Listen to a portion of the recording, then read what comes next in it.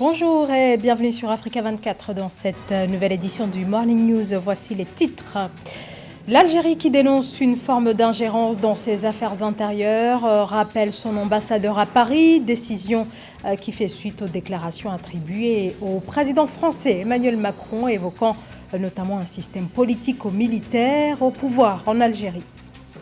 Cap sur le tourisme au Togo et les ambitions du gouvernement qui plaide en faveur de la revalorisation de cette industrie qui pourrait, au cours des prochaines années, peser lourd dans l'économie nationale.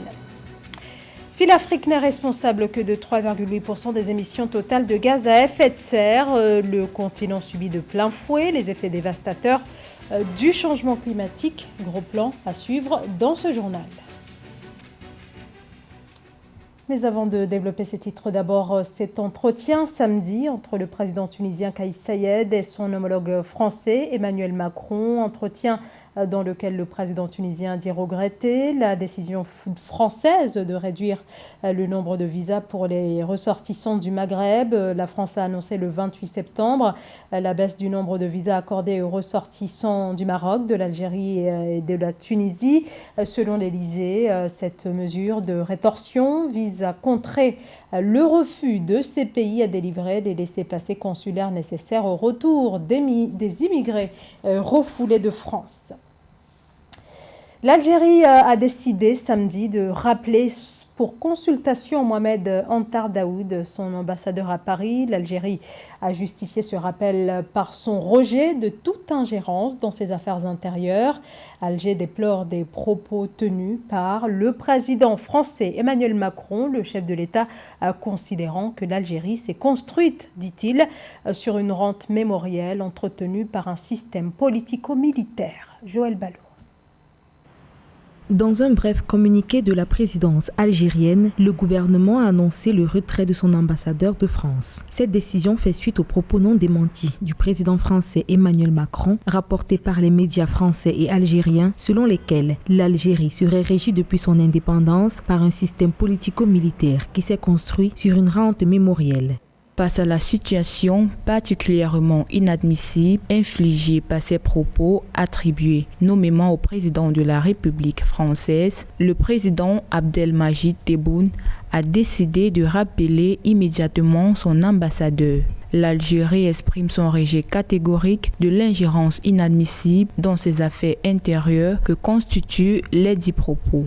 Ces propos viennent activer la division entre les deux nations dont les relations sont déjà tendues du fait que le gouvernement français ait décidé de réduire de 50% les visas accordés aux Algériens souhaitant se rendre en France. Selon les médias algériens, ce passage du président français est la paume de discorde qui distance les deux pays. Là où le président Macron peut-être fait une erreur, c'est qu'avant, l'Algérien avait une histoire. Où se situe le qualificatif de mémoriel qu'il emploie, dans la mesure où il parle uniquement de la période coloniale française, ou est-ce qu'il remet en question l'histoire complète de l'Algérie, qui était un pays, avant même l'arrivée des Français, avec une histoire certes différente, avec des invasions différentes. En tout cas, une chose est sûre, c'est qu'aujourd'hui, 60 ans après la guerre d'Algérie, il est temps, en effet, de construire une nouvelle mémoire.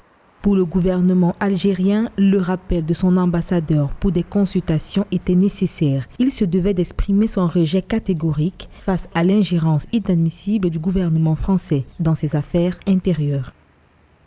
Une crise qui a pris encore plus d'ampleur ces dernières heures. L'Algérie a en effet également décidé que la France n'a désormais plus le droit de survoler le territoire algérien avec ses avions militaires. Les avions militaires français empruntent régulièrement l'espace aérien algérien pour rejoindre ou quitter la bande sahélo-saharienne où sont déployées les troupes de l'opération Barkhane.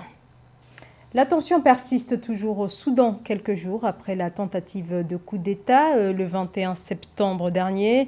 Une tentative qui visait le gouvernement de transition, une tentative condamnée par le secrétaire général de l'ONU et par la population soudanaise qui a appelé, dans le cadre d'une manifestation tenue il y a quelques jours, à la mise en place d'un pouvoir civil. Joël Ballot. Khartoum, capitale du Soudan, a été le théâtre de plusieurs manifestations populaires. Ces marches s'inscrivent en faveur d'une transition dirigée par des civils vers la démocratie. Au moins 20 000 personnes étaient réunies sur la place publique. Objectif, bloquer tout coup d'État et instaurer un régime civil. Pour garantir aux Soudanais l'instauration d'un gouvernement civil, le Premier ministre Abdallah Hamdok doit dire de façon claire et sans embâche qu'à la fin de la période de la transition, les militaires rentreront dans les casernes et le pouvoir sera remis aux civils à l'issue d'un processus électoral libre, transparent, autrement dit démocratique, où les politiciens géreront le pays et les militaires protégeront le pays.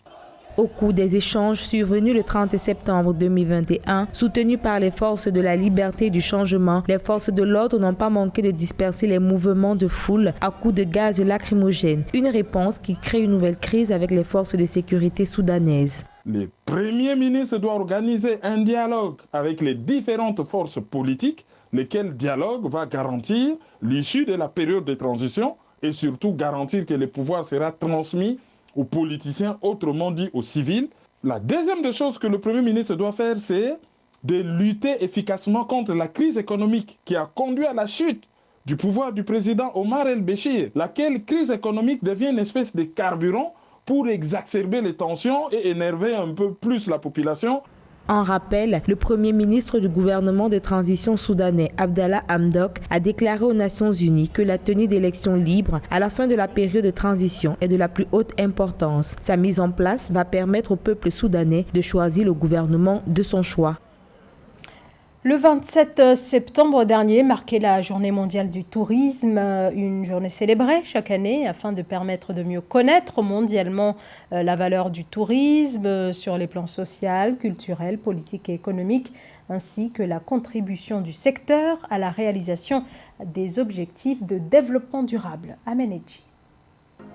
Le tourisme mondial réaffirme sa volonté de faire du secteur un pilier de la croissance inclusive en Afrique. Lors des célébrations officielles de la Journée mondiale du tourisme 2021 à Abidjan, en Côte d'Ivoire, des dirigeants politiques et chefs d'entreprise se sont réunis autour d'un message de solidarité. Au même titre que les pays participants, le Niger reste conscient de l'importance de l'innovation, des investissements ciblés et du renforcement des partenariats publics-privés pour un secteur touristique plus épanoui. Le tourisme représente à peu près 7% du PIB au Niger. On n'a pas baissé les bras.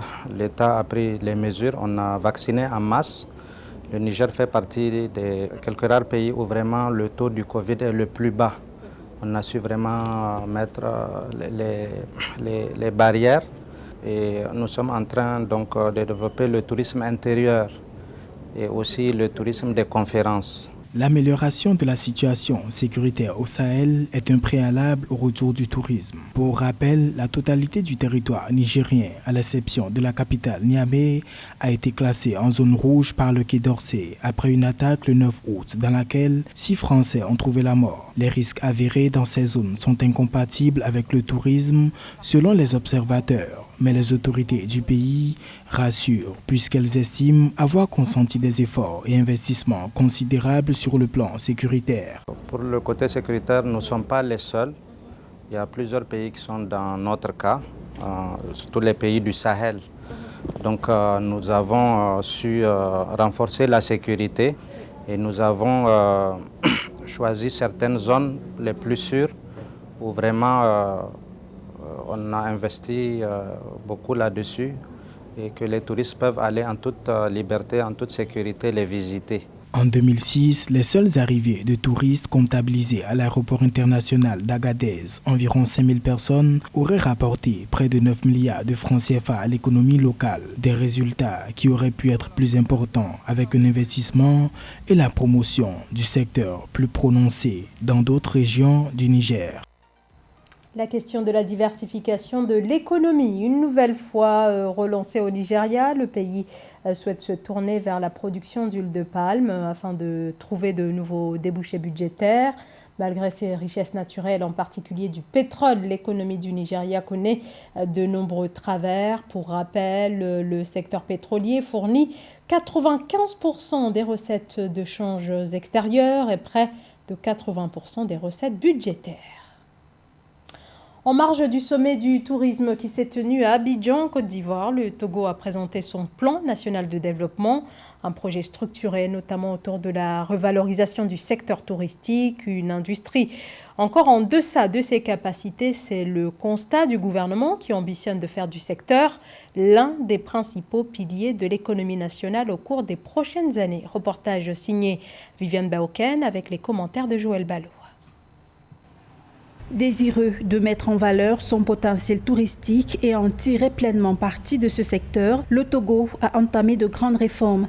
Le plan national de développement lancé en mars 2019 a pour objectif majeur de faire passer la contribution du secteur touristique au PIB à 2 chiffres dans les années à venir et créer au moins 10 000 emplois décents dans le secteur d'ici 2022. Malgré les effets de la pandémie sanitaire qui a lourdement ébranlé le secteur, les autorités du Togo misent sur la promotion du tourisme intérieur, c'est-à-dire la découverte des attraits du Togo par les Togolais. Il était question, bien avant la pandémie pour nous, de montrer d'abord la résilience de nos économies, secteur par secteur, et à partir de cette résilience, relancer l'économie dans son ensemble. Donc malheureusement, quand la pandémie est arrivée, je crois que nous sommes dans le schéma d'implémentation de la résilience. Donc du coup, notre stratégie a été d'abord, dans un premier temps, face à la pandémie, de développer une riposte pour la contenir. Ensuite, voir quel est le niveau de résilience de l'économie du secteur touristique. Et aujourd'hui, je peux vous dire que ces 2 premières étapes sont franchies. Nous sommes en train de préparer la relance de l'économie du secteur touristique. Autre facteur des développements du tourisme au Togo, la promotion de la destination touristique Go to Togo. Même si la crise sanitaire n'est pas totalement écartée, le pays a pour ambition de redynamiser le secteur fortement touché en 2020.